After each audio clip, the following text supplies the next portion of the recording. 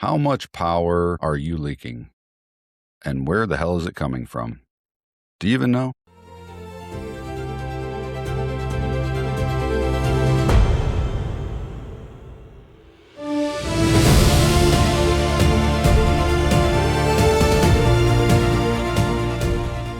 Welcome back, guys. I am here with Arttemis, the founder of Sovereign Training Systems. He's a leader in the high performance and vital leadership with 25 years of experience in holistic medicine, nervous system regulation, and spiritual awakening in business. He helps high performing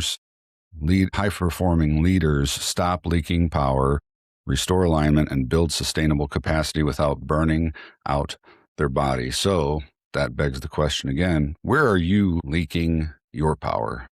Arttemis, thank you for being here and sharing all of your knowledge with us. It's great to have you.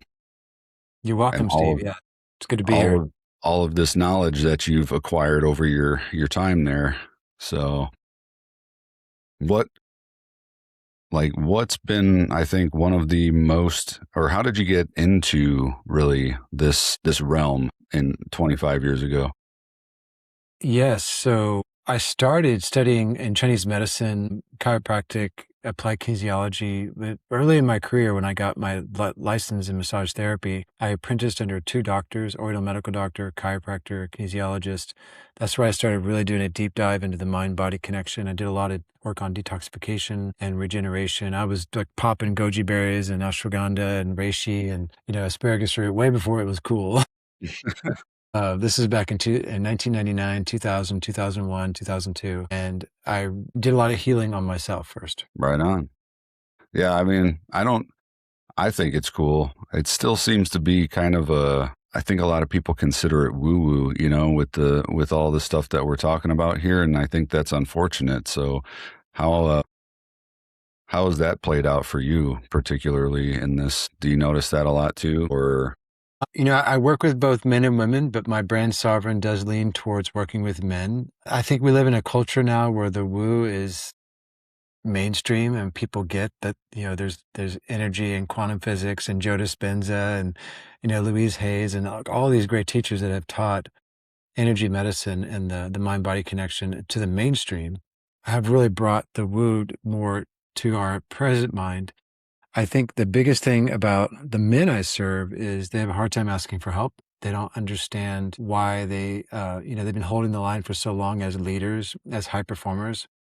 They don't realize how long they've been holding that line to lead and perform till the body begins to suffer and they start experiencing symptoms of burnout, fatigue, overwhelm, tightness in the chest, and that sense of pressure that you just can't shake. There's like a lot of internal pressure. And so what they do is they try to cover it up with supplements and biohacks and mindsets. And the more men try to stack these supplements, biohacks and mindsets, the more they begin to fragment. And they're looking at all these like case studies and testimonies, and they're asking themselves, why isn't this working for me? And it's a neurological problem before it's a biological problem. And then a lot of people come to me, and not just in a sense of burnout or struggling in expanding their capacity. They're just doing the right things in the wrong order. They're all out of order because, there's a big problem with healing the nervous system today with what we call Dr. Google, or Dr. ChatGPT now. I don't know what you're talking about. I don't know.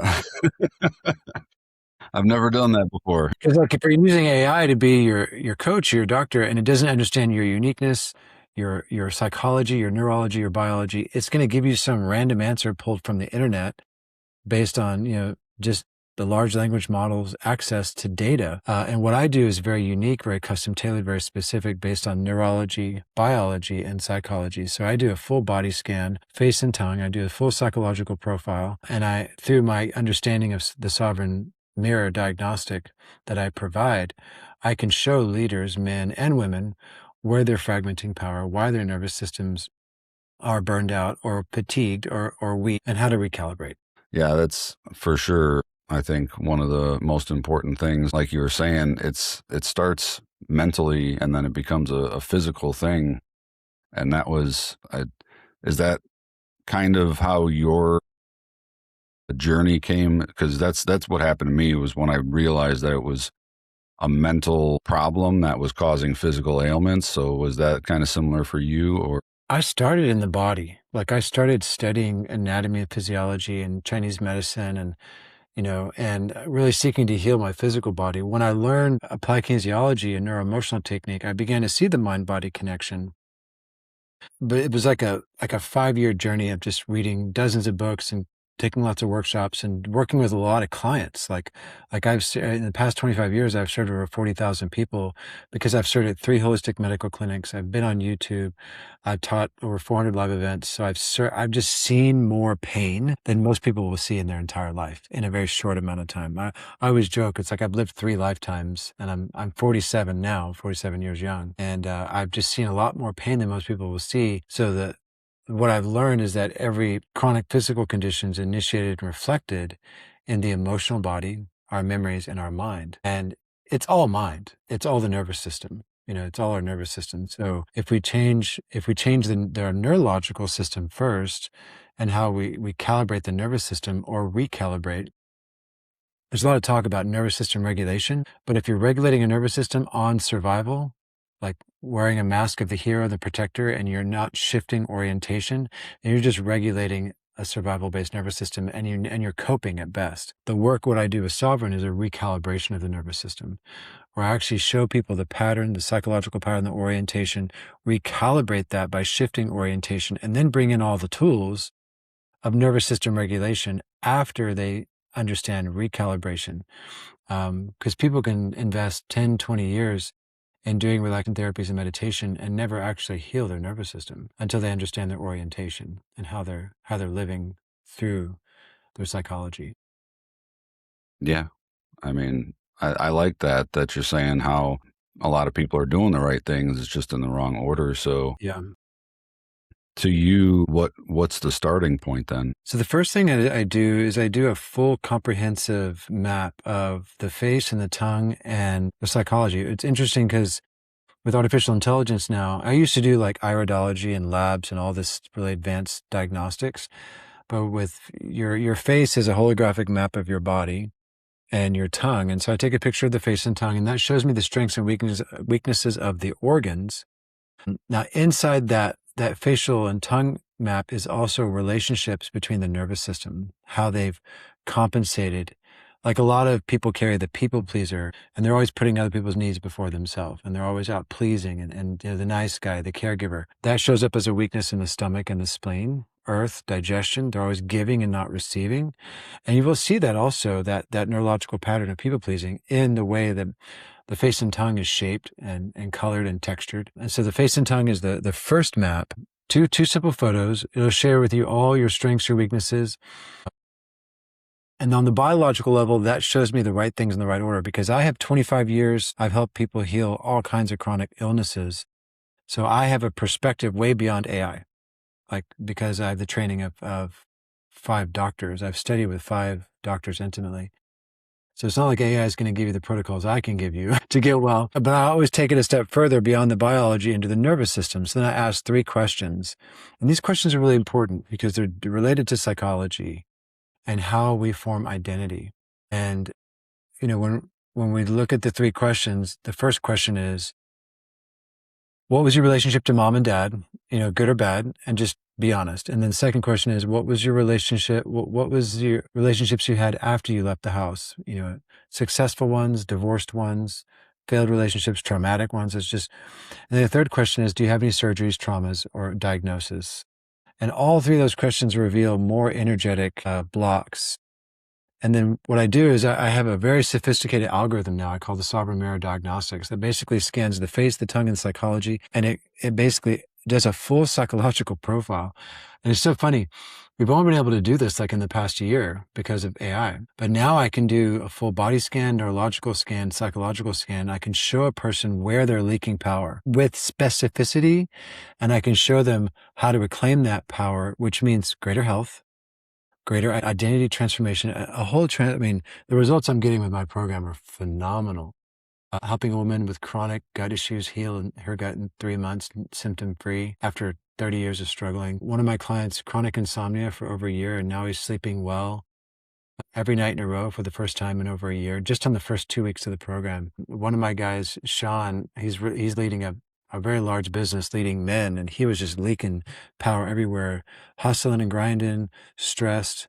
And now he's completely healed a lot of his issues with not enough time, not enough money, not enough freedom. He's aligned, he has clarity. He's attracting better clients, better leaders because he changed, his Right. identity changed. And so where a lot of the work is missing in our culture, and one, doing the right things in the wrong order, and two, always trying to fix problems without shifting our orientation. And this is based on the formula, and I actually received this from like a divine download. Like I didn't learn this anywhere. I just kind of like I grokked it one day as I was developing Sovereign because I realized that a lot of men and women are trying to increase capacity. They're trying to have more, be more, do more, but they're out of alignment. And so if we try to increase capacity without alignment, we fragment our power.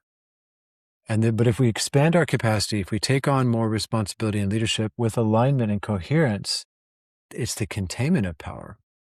So the expanding capacity with alignment, and alignment is a nervous system that has the right balance or recalibration if needed, and then balance, and then orientation. So this is the horizontal plane of Sovereign. This is the vertical plane. The vertical plane is orientation, identity, and architecture. And most people who are living as a hero orientation or a people pleaser, they're going to be chronically living in survival. The hero is very common in our veterans, the protector, the hero. So the Hmm. hero is like, they're always trying to win and they don't rest until they win. They're looking for people to save. The hero values his identity by what he does, not who he is. So that's a hypervigilant nervous system, always trying to win, always trying to do more, have more, be more, so he can finally be loved. And then the protector is always scanning for threats. The protector is always on guard, always trying to keep things safe. And they're hypervigilant scanning to protect and keep everyone safe around them. And they live with a lot of, perfectionism and inner critic, and they're really hard on themselves. And they have a lot of unconscious guilt sometimes because they weren't able to fulfill the desires they really wanted. And all of these orientations are out of alignment. That's the most important thing to realize, is that you formed this identity neurologically when you were a child. When you were a little boy, a little girl, you're looking up to mommy and daddy, and you were seeking to maintain connection and significance. So you thought you had to be a hero to get daddy's praise. You thought you had to be a people pleaser to get mommy's love and affection. So we take on these identities in survival, they're survival based, and then we go about our life. We graduate from high school and we're actually choosing we make our career decisions, our relationship decisions, and we build a family all under these masks. And it's a psychological dysfunction. It's functional up until a point, I could say, Right. because yeah, it's not like the mask is wrong. It's just part of our evolution. But when we get to a certain stage of life, I call it the rite of passage or the stage of awakening, which you've been through from the story you shared with me, like going through all the issues you had with your stomach and your body, and then realizing that, oh, this is a mental issue. I need to fix what's in here. That's like waking up to your whole being, not just your body, but your whole mind, emotions, your spirit, your soul. Yeah. It's Then it's a profound. whole nother problem. Yeah, it's like opening up a can of worms sometimes. It's totally opening. It's, I use the Matrix a lot for references because it's so accurate. And it's like, when Cypher wants to go back into the Matrix, it's like once you open that door, there's no going back. Like you can try, but it just you can't. Like your mind will fight it, and sometimes you're just like, damn it, I wish I was back in that ignorant bliss, but it's not any better for sure. And eventually the body catches up with you because the body is a vehicle of the soul and the spirit. So Right. if you don't fix what's up here, I'm pointing to the head, but it's so funny when we talk about mental health, the the mind doesn't exist in the body exists in the mind. And that's the thing. People think neuroscience or your central nervous system is where this energy is, but it's not. You exist in a field structure. You have 5 bodies, and you're housed in an amazing dynamic holographic energy field, but we can affect your nervous system through many different mindfulness practices and many different homeopathic practices. And, in my program, we use constitutional homeopathy, hydrotherapy, aromatherapy, psychology, somatic work to shift you out of that mask. Like, you don't have to be a hero anymore. Let it go. And as you recalibrate the nervous system through this multidisciplinary approach, guess what? The field around you begins to calibrate. So it's not just we're not just shifting your organs and cells, your nerve tissue. It's your consciousness. It's like who you are. And it's so much more than just like a brain and a nervous system, but we can use that as a map, to show progress for sure. Yeah, I mean, like you said, the identity can literally be whatever you choose it to be, and Mhm. when you're using it in survival mode, it's detrimental, but you don't know it, Yeah. unfortunately. But I think one of the hardest parts of waking up, for me anyway, and I think for a lot of people also, is once you realize that survival mode that you were living in, then you start feeling guilty about, or, shame or whatever emotion about it. And then letting go of that, or even becoming grateful for the fact that you were that way. And like you said before, it brought you this far. Mhm. You got to where you are because of all of these things. And that's okay. Like, there's nothing wrong with that, even though it might not serve you anymore. And then again becomes the hard part now moving forward is I don't know if you really have to let it go either, per se. I don't know if you agree with this, but just not letting it run you is the thing, because all of these parts of us are still going to be parts of us. For And I sure. feel if you try to let it go, then you're going to You're denying you're yourself. You're rejecting a part exactly of yourself. Yeah. right. And so being not whole has also become, a huge thing as well. Is Yeah. everybody, these days with the spirituality and stuff, and well, you got to be positive and love and light. Well, no, you fucking don't. You can be a dickhead too. Like, sorry, not sorry. That dark side of you is there for a reason. And if you Yeah, deny yeah. it, For men in leadership, it's when they learn to touch their darkness that they can transmit more light. We call it the dark warrior, the dark masculine. So mhm, it's ability to make decisions, to lead, to call people out, and not fear rejection anymore. The greatest leaders are not nice guys. mhm, They're right. men very in touch with their darkness, but they're also very loving and very powerful and caring at the same time. So it's like integrating these things in your life are important. And you bring up a good point about, do we need to let it go or do we need to just shift our awareness? Do we need to do an archaeological dig of all of our emotional problems and past and, do EFT, EMDR, tapping techniques, psychotherapy, psychoanalysis, Jungian psychology? That gets people stuck in their minds. It's a transformation trap. And I teach this in my introductory 3-day challenge because I was in the trap too, man, deep. I mean, I went deep into personal development and it never got me to happiness. Now I'm in the best life, the best marriage, and the best business of my life because I stopped working on myself. And I just shifted my orientation. I just took the mask off and made a different choice. And I still have fear. I still have pain. I still have all the stuff that comes with the mind. But here's the thing about the mind. You're not your thoughts and feelings. You're the awareness of your thoughts and feelings. And and just let that land for anyone who's listening to this, because the awareness is your soul. The mind is the instrument. But what most people are trying to do when they're going into personal development is they're trying to heal the mind at the level of the mind, and that's impossible. That's never going to work. But you can develop mindfulness practices to enter more awareness. And then my whole conversation with Sovereign is how do we create with that? Because you got two paths. You got the Zen monks and the Rishi masters and the masters of India. They just go to a temple and they achieve samadhi. Right. That's great. But I'm in the conversation of like, as we attain higher levels of awareness, how do we create with it? How do we take that awareness and lean into our vision, our values and purpose, harnessing this thing called capacity and identity and architecture? Because we need more men leading. We need better fathers, better leaders. We're in a crisis of masculine alignment and power. Yeah, I was just pulling up statistics today, and 20% of men have no friends, and like 1 out of 3 men are extremely isolated and alone. And suicide rates have increased like 5 times in men in the past 5 to 10 years. So like men are hurting out there, and they're being called to greater capacity, but they're living in such misalignment.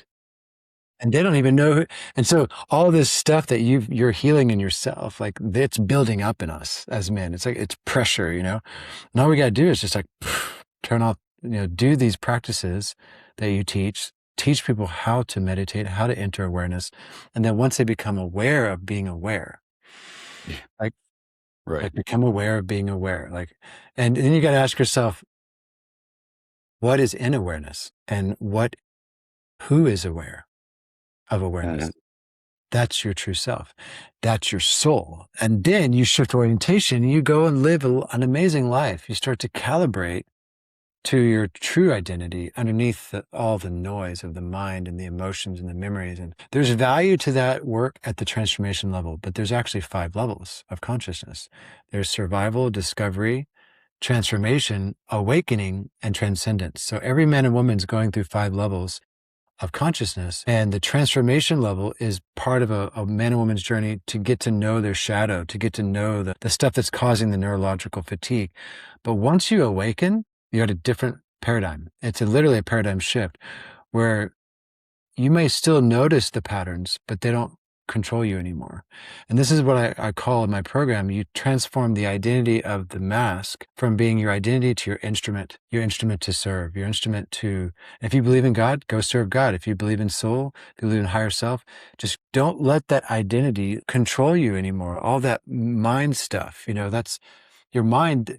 And this is the hardest thing to do, Steve, is to take this leap from transformation to awakening. Mhm. But I believe as a culture and as a planet, we're all being called to do that right now. We've got enough books and workshops. Like we got enough personal development shit out there, and it's a multi-billion-dollar industry. But are people really getting to where they want to go? Are they really living the life they love? Are they free? Are they free? Well, I think like you were saying earlier, is a lot of people, yourself, myself included, that you start down that path and it just becomes a trap. Yeah, And it's a trap. just like any industry, that's what it's become to a point. But to that point, I think a lot of people start doing it with, one person, or, they watch some Tony Robbins, they watch some Joe Dispenza, whatever, and they're just like, okay, I get it. And then they don't do anything with it. Right. Or they do something with it and it doesn't really work for them. And then they give up. Though I think one of the most important things in doing this stuff is the persistence to continue with it, but to continue with it by not settling with what you have tried and failed, or whatever, and just keep going. Because one of the most important things that I've learned is I'm not for everyone.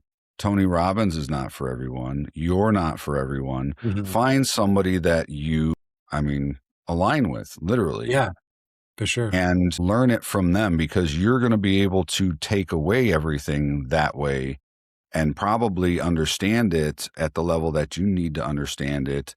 And it actually, have those penny drop moments, versus you just listen to it from, the big gurus, and you're just like, well, theoretically I get it, but for some reason it's not making sense, or whatever's happening. And so I think, unfortunately, that's what happens a lot of times. And then, people just stay stuck in that loop or just give up completely. And Yeah. again, Yeah, the to what, most important thing is to know the end result. Like, the end result isn't to fix yourself, it's becoming more aware, becoming more being the observer and the participant, and then being able to channel your focus into what is true and not what is in survival. right, And I think a lot of people, they're just living in unconscious survival, or they're trying to make the best life they have, and it takes a while to break free of the orientation of the ego or the mask, which are the same thing essentially. It's your identity.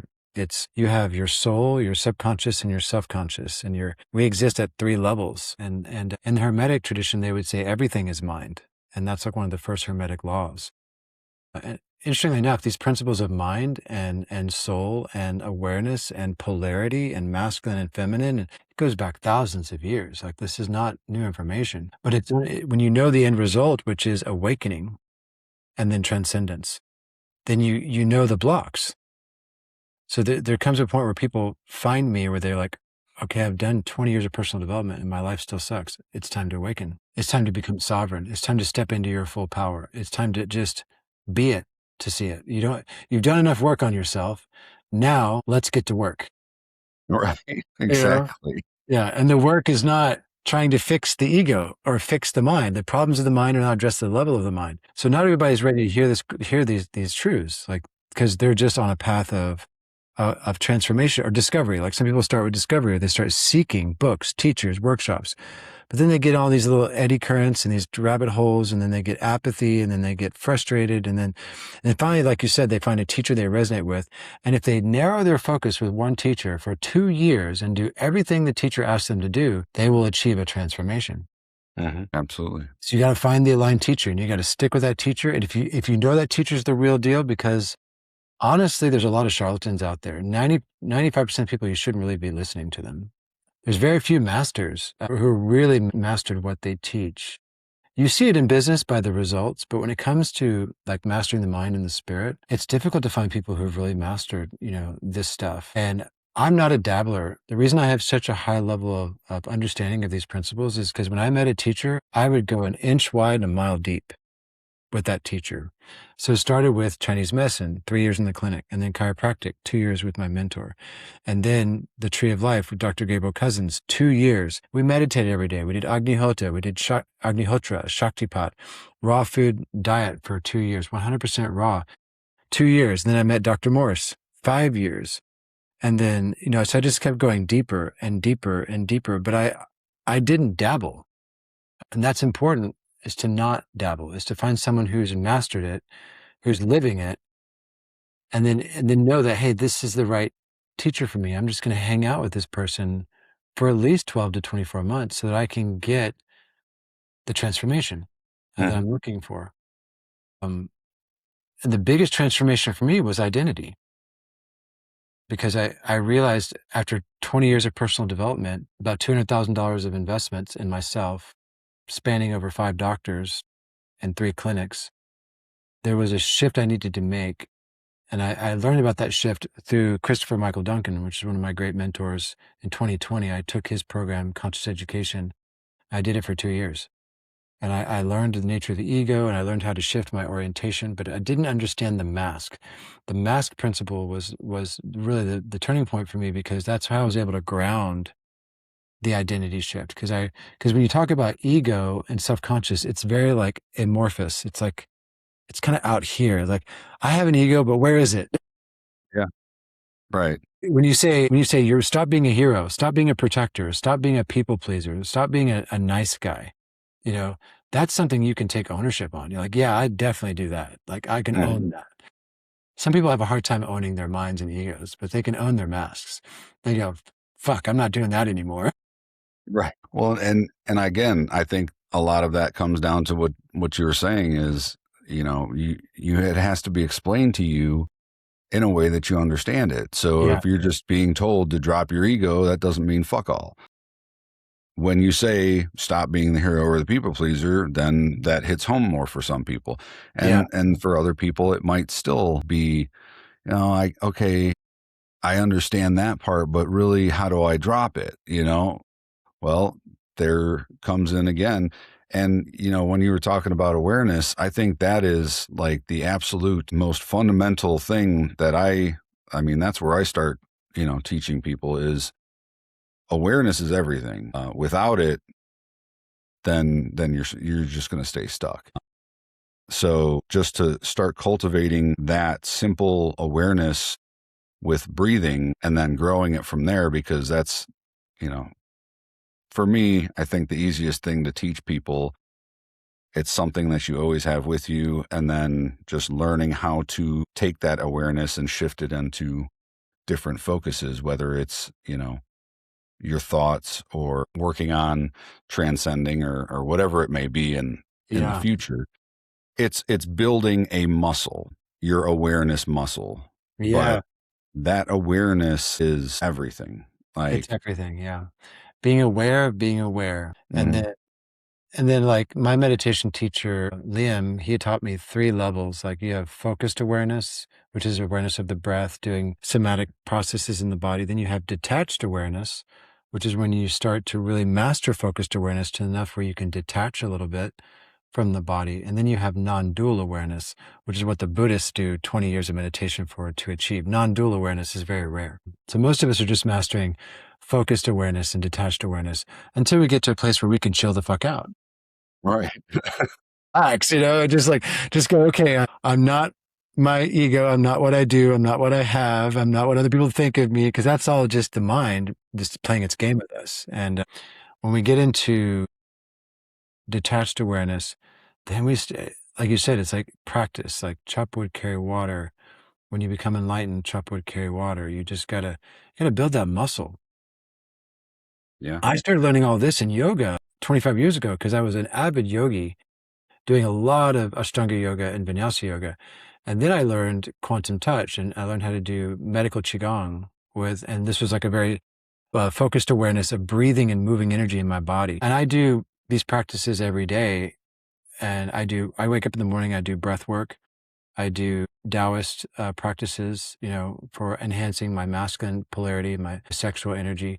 And then these processes that we learn from our teachers are vital. You're building the muscle, like you said, like you just do the work. The problem with the modern world is that we get a little too fragmented in our focus and we don't go deep enough into these practices and we don't do them consistently enough to actually make the shift. And so there requires some accountability and structure. Like we need better systems and also why would you want to become awake? Like, what's the value of it? Like, because most people are just surviving. They're just trying to pay the bills and get through the day, and they don't realize that that awakening actually shifts how they're generating value and money and wealth and all that stuff. And it's actually gets easier when you become more awake because you're not making choices from fear anymore. But though the why is a very important question for the soul to come through the mind. And a lot of the men I coach with, I always start with, okay, here's your mask, here's your problem, here's the man you become on the other side of this hell that you're living in. Why do you want to be there? What's it going to give you? Because without the why, you're not going to be motivated enough to stick with it. And in this fragmented world we live in of goldfish attention spans, Yeah. I found it's really good to help our students revisit the why every day, vision and mission. This is why you're doing this work. It's going to be hard, messy, and beautiful, but make sure you have enough soul in your choice to finish, to follow through. A lot of people, they start and they don't finish. Yeah. So the why is very, very important. When I take my men through their way, I call it sovereign power unveiled. There's the why, but how pissed off are you about being this way? Right. Because that energy can move you into the practice, can move you into like saying, screw it, I'm going to do it. I'm going to do everything Steve says. That's it, period.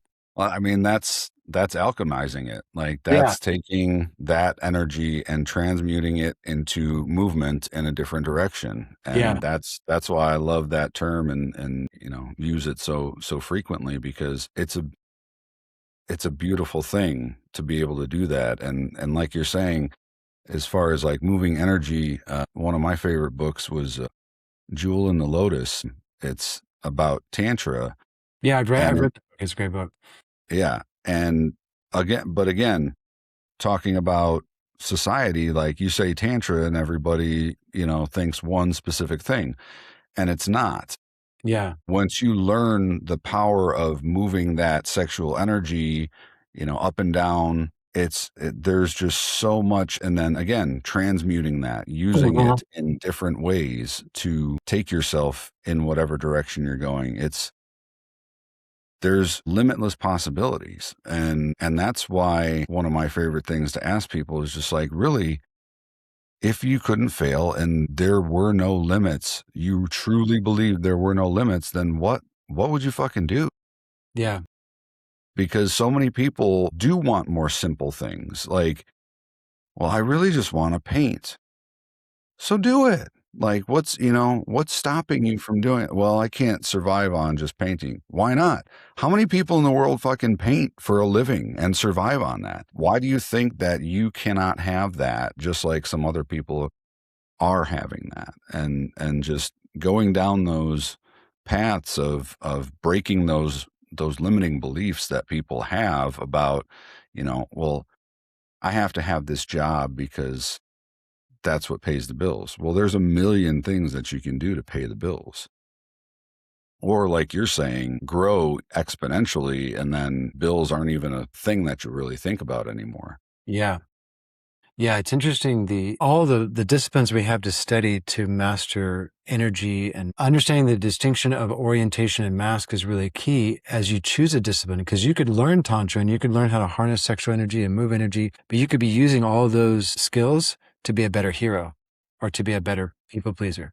So like this understanding of orientation and the psychological evolution of the soul through the mask into awakening is really key, so that once you understand this pattern and you can see it, let it land, then you get to ask yourself better questions. And all the skills you've developed now have a different direction in your life.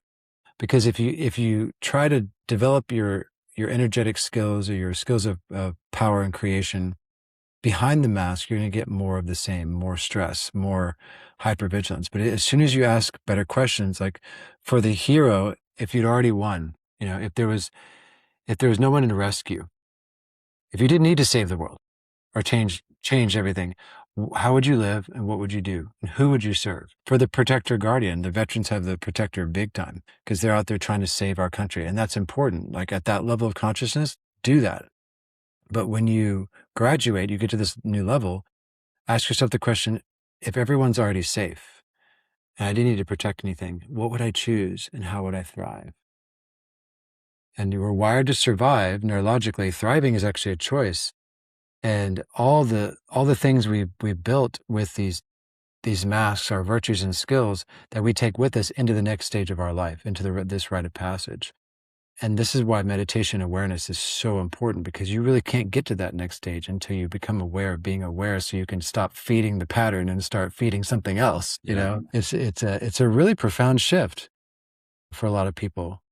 And we have a lot in common. And you mentioned a book, and I actually read that book, and I was like, wow, you read Jewel in the Lotus? I'm so impressed. So that's like one of the best books on Tantra in the world. It's such a good book. Did you read the second one? No, I didn't. I just read the first one twice. Yeah. I have it like literally sitting here, and that's what brought it to my mind. I haven't read it yet, but Yeah. just Masterful body of work. Just so rich. Yeah. it is. Yeah. Yeah. It's actually probably, now that I'm thinking about it, need to reread it because it's been a minute. So, Mhm. Yeah. but yeah, and going back to the awareness in the mind though, too, once you realize, like you're saying, that our mind is not us and it's literally just our tool, and you get to use your awareness once you create that separation between your awareness and your mind, to use the tool as it's meant to be used versus it using us, just running constantly in our head all the time. And, oh, well, I'm all these thoughts. No, you're not. And none of those thoughts, like you said earlier, are you or matter Mhm. unless you give them the time of day. Just like anything else doesn't matter unless you give it the time of day.